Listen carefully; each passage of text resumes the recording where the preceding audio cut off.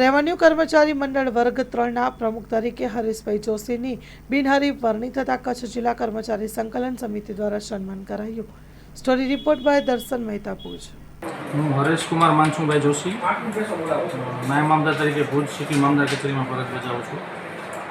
ગત રવિવારના અમારી કચ્છ જિલ્લા મહેસૂલી કર્મચારી મંડળ વર્ગ 3ની મિટિંગ રાખવામાં આવેલી હતી અને મિટિંગમાં અંતે મારું પ્રમુખ તરીકે સિલેક્શન કરવામાં આવ્યું છે. ઇલેક્શન થયેલ નથી પરંતુ સિલેક્શન કરવામાં આવ્યું છે. એ બદલ તમામ મારા કર્મચારી મિત્રોનો આભાર માનું છું. અને પ્રમુખ બનવા બદલ આજરોજ ભુજ મધ્યથી અલગ અલગ જે કચેરી મતલબ અલગ ડિપાર્ટમેન્ટના જે પ્રમુખશ્રી છે, સંકલન સમિતિ છે, બધા હોદ્દેદારોને મળવા આવ્યા હતા મારું સન્માન કરવા માટે.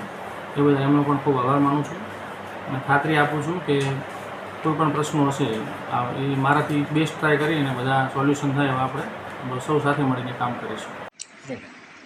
હવે તાજેતરમાં આપણે રેવન્યુ કર્મચારી મંડળમાં શ્રી હરેશભાઈ જોશીની પ્રમુખ તરીકે બિનહરીફ વરણી થતાં અમે કચ્છ જિલ્લા કર્મચારી સંકલન સમિતિના નેજા હેઠળ અમારા રાજ્ય કક્ષાના હોદ્દેદારો શ્રી અનિલભાઈ બાબરિયા તથા શ્રી પ્રવીણભાઈ સોલંકી અને કાર્યકારી મહામંત્રી શ્રી દીપેશભાઈની સૂચના મુજબ અમે શ્રી હરેશભાઈ જોશીનું શાલ ઓઢાડી સન્માન કરેલ તથા શુભેચ્છા મુલાકાત લીધે આ સન્માનમાં શ્રી એમઆઈ બાયરભાઈ બહુમાળી ભવન કર્મચારી મંડળીના પ્રમુખ વર્ગ 3, શ્રી અશ્વિનભાઈ ગોર ચોથા કર્મચારી મંડળ કચ્છ જિલ્લાના પ્રમુખ, શ્રી રાજેશભાઈ આથા કચ્છ જિલ્લા નગરપાલિકા ચોથા કર્મચારી મંડળના પ્રમુખ, શ્રી પ્રકાશભાઈ કંચરિયા કચ્છ જિલ્લા નગરપાલિકા ચોથા કર્મચારી મંડળના મંત્રી, શ્રી મનોજભાઈ ગોર કચ્છ જિલ્લા બોર્ડ નિગમ ચોથા કર્મચારી મંડળના પ્રમુખ તથા શ્રી દર્શનભાઈ મહેતા આઉટસોર્સ કર્મચારી મંડળના